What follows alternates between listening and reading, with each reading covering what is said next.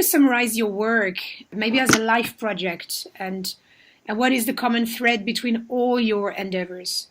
Running through everything is really, I think, my passion and love for technology, and also my passion and love for empowering women, I suppose. So most of the things that I've done, I think, relate to that really. So first of all, actually studying computing to start with, Yeah. and then doing a degree and then a PhD, and then setting up the BCS Women Online Network, so like the UK's first network for women in technology, which I did in 1998, so like nearly 20 years ago now, when it wasn't quite so popular as it is now.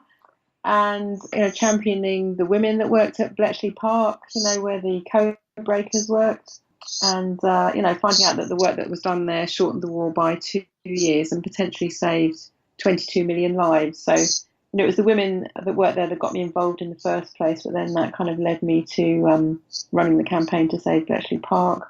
And I think now what I'm doing with Tech Mums, empowering mums around technology so that they can change not only their own lives for the better, but their families, and in turn kind of promote themselves as role models, women in tech role models. So I think all of that is it's all around technology and women and empowerment, I guess, really. It sounds like you're replicating your own journey by enabling other women to have a taste of it, isn't it? Yeah, absolutely. It's funny because I didn't think that when I set up Tech Mums. It didn't occur to me till about 2 or 3 years later Yeah. that that's actually what I was doing. Really, I think I'm connecting back in with who I was and where I was probably when I was about 25. Like with three small kids, bringing them up on a council estate in Brixton in London on my own, and trying to create a life for us all. So yeah, I think it totally does connect into where I was then. I put the Tech Mums program together, which is stuff like basic IT skills, but it's also stuff like app design and web design, and how to use social media, how to keep your kids or your family safe online, and a bit of coding in Python. I put all those things together because I thought that gives you a broad range of skills and understanding around technology. And we really focus on giving mums confidence and helping them to feel empowered in the classes too, because the idea is that they might come in not knowing that much about all of those areas, maybe something about one or two of them. And they leave at the end of the programme feeling much more confident about technology in general, and about connecting to other people using technology, or setting up their own business using technology, or maybe going back into education, or going for a job, or trying to get a better job. Hopefully we can build their confidence and give them those skills that they can then use to change their life in a positive way. What assumptions do organizations need to challenge around technology and women in order to move on and be better at what they do? Well, I think that in general, companies still, and probably all of us really, still tend to think of men when we think of technology. And that's just, I guess, the way it's been portrayed to us in the media for quite some time. But going back to the 60s, I think it was about 50-50 men and women. And further back than that, I think it was mainly women that did the computing. So, it's not because that's how it should be. It's just that's how it's ended up at the moment. So I think that lots of us kind of still have that in our heads, whether we want to have it there or not. So, kind of it's up to us now to really show that that's just where we've ended up. It's not actually how things should be. And so we can do things to challenge that by just showing, women that have done stuff, and kind of showcasing them as role models by looking at things like who's on our boards in tech companies and kind of around tech, who's in control around technology, creating kind of pathways, I guess, for women, and trying to change perceptions for everybody of, what a technologist is, what someone in technology looks like. But the thing is, it's not like just one thing that you could really do. There's just so many things that need to happen. And I think, it's part of our culture, really, and our culture is, I think, vaguely misogynist. There's kind of that to cope with There's not just one thing that you can do. There's a kind of a plethora of things that need to happen. There's that feeling of family tree that you need to put the women. They are in the family tree, but they've been a bit erased of that family tree, and they should claim that space back, isn't it? Because it's where they belong. That lineage, Yeah. Yeah. Yeah, absolutely. So, there's some amazing women out there like, Dame Stephanie Shirley, Steve Shirley. Story is absolutely amazing. She came to the UK with the Kinder transport during the Second World War as a 6-year-old. And she built up a company called F International from kind of becoming a consultant herself when she had a baby, because in those days you had to leave work if you had a baby. So she set up herself at home and then ended up setting up a company which employed more than 300 women working at home programming. One of their projects was producing the software for the Concorde black box flight recorder. Yes. So, really kind of like high level kick-ass software. Yeah. Just useful. Yeah, absolutely. And so she only had to start employing men when the Sex Discrimination Act came into force in the UK in, I think, 1975. So until then, she had almost all women. Okay. But because of that, she had to employ men too. We're talking about changing, putting more narratives of women being active in the field. But what happens is when more women are visible and where more stories of activists, scientists, politicians, and the other anonymous women are coming forward, sometimes they're submitted to trolls, harassers, and a whole sexist machinery. What else can we do to keep these stories above sea level but without being attacked? Yeah, that's a really good question. I mean, I'm not sure I really have the answer to that, but I do think that part of it is working together and kind of networking with each other so that when someone does get attacked, that there's other people that will come in and support them so that people don't feel like they're on their own.